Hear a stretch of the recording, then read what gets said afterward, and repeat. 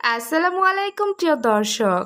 নবী করিম সাল্লাল্লাহু আলাইহি ওয়াসাল্লাম বলেন, একদা পাপিষ্ট ইবলিশ হজরত মুসা আলাইহিসসালাম নবীর নিকট উপস্থিত হয়ে বলতে লাগলো, হে মুসা আলাইহিসসালাম নবী, আপনাকে আল্লাহ তাআলা রিসালাত ও নবুয়াতের সম্মানে ভূষিত করেছেন। আপনার সাথে সরাসরি কথাও বলেছেন। হজরত মুসা আলাইহিসসালাম বললেন, তা অবশ্যই, কিন্তু তোমার উদ্দেশ্য কি? তুমি আমার কাছে কি চাও এবং তুমি কে? ইবলিশ বলল, হে মুসা, আপনি আপনার প্রভুর কাছে বলুন যে আপনার একজন মাখলুক তওবা করতে চায়। তখন আল্লাহ তাআলা মুসা আলাইহিস সালাম এর নিকট ওহী প্রেরণ করলেন, হে মুসা, তুমি তাকে বলে দাও যে আল্লাহ তাআলা তোমার দরখাস্ত শ্রবণ করেছেন।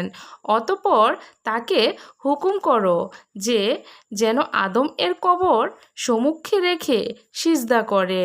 যদি সে এভাবে সিজদা করে নেয় তাহলে আমিও তাকে কবুল করে নেব এবং তার সমস্ত গুনাহ মাফ করে দেব। হজরত মুসা আলাইহিসসালাম ইবলিশকে একথা জানালে সে ক্রোধে অগ্নিশর্মা হয়ে গেল এবং ধম্বের সাথে বলতে লাগলো, হে মুসা, আমি আদমকে জীবিত থাকতে সেজদা করি নাই, এখন তার মৃত্যুর পর তাকে সেজদা করতে পারি না। তবে যেহেতু আপনি আমার জন্য সুপারিশ করেছেন, তাই আমার উপর আপনার হক এসে গিয়েছে। আপনি যেসব ক্ষেত্রে আমাকে স্মরণ করবেন, অর্থাৎ আমার ব্যাপারে হুঁশিয়ার থাকবেন। এক, যখন আপনার রাগ হবে তখন মনে করবেন ওইটা আমার প্রভাবে হয়েছে, যা আপনার অন্তরে প্রভাব ফেলেছে।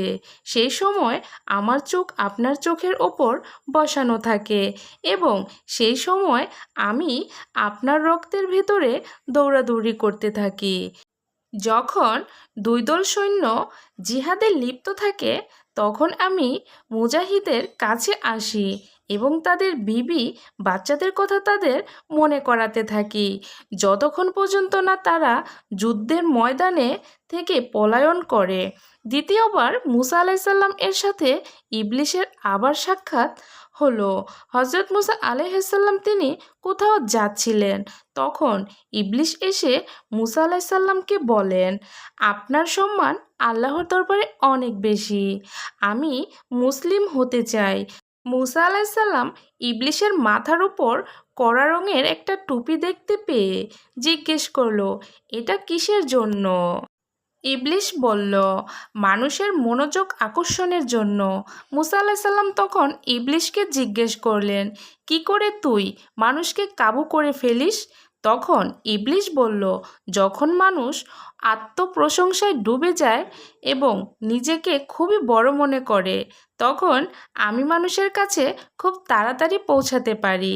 আমি আপনাকে তিনটি বিষয়ে সতর্ক করছি।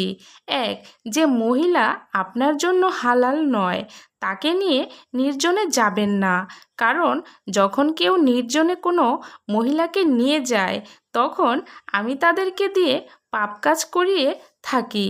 দুই, আল্লাহর সাথে অঙ্গীকার করলে তা পূরণ করবেন, কারণ যে মানুষ আল্লাহর সাথে অঙ্গীকার করে আমি তার পিছনে লেগে থাকি যতক্ষণ না পর্যন্ত অঙ্গীকার ভঙ্গ না করে থাকে এবং অঙ্গীকার ভঙ্গ করিয়েই ছাড়ি। তিন, আপনি যখন দান খয়রাতের জন্য টাকা বের করবেন তা অবশ্যই খরচ করবেন, কারণ যে কেউ দানের জন্য টাকা বের করে তার পেছনে আমি লেগে যাই যেন সে ওই টাকা পয়সা হকদারকে না দেয়। অতঃপর শয়তান চিৎকার করে বলল, ধ্বংস, ধ্বংস, ধ্বংস, এবং সে পালিয়ে গেল। মাকাইদুস শয়তান ৭৪। আল্লাহ তাআলা ইবলিশকে ১,০০,০০০ বছর পরপর দোজখের বাইরে বের করবেন এবং হজরত আদম আলাইহিসসালামকে ও বাইরে আনা হবে। অতঃপর তাকে সিজদা করার হুকুম করা হবে। তখন ও বারবার ইবলিস তা করতে অস্বীকার করবে। এভাবে বারবার জাহান্নামে নিক্ষেপ করা হবে। ইবনে কাসির 1162, ইবনে মাজা 7348। একইভাবে হজরত নূহ আলাইহিসসালাম একদিন নৌকায় চড়ার পর তিনি এক অচেনা বুড়োকে দেখতে পেয়ে জিজ্ঞাসা করলেন, কে তুমি? ইবলিস বললেন, আমি শয়তান। নূহ আলাইহিসসালাম বলেন, এখানে কেন এসেছিস? ইবলিস বলেন, আপনার অনুরাগীদের মন মগজ খারাপ করতে। ওদের দেহগুলো আপনার কাছে থাকলেও মনগুলো আছে আমার কাছে। নূহ আলাইহিসসালাম বলেন, ওরে আল্লাহর দুশমন, এখান থেকে বের হয়ে যা, তুই ধ্বংস হ। তোরই কারণে ভাঙ্গার মানুষের ডুবে মরেছে, তুই ওদের সর্বনাশ করেছিস। ইবলিস বলে, আমি কি করতে পারি?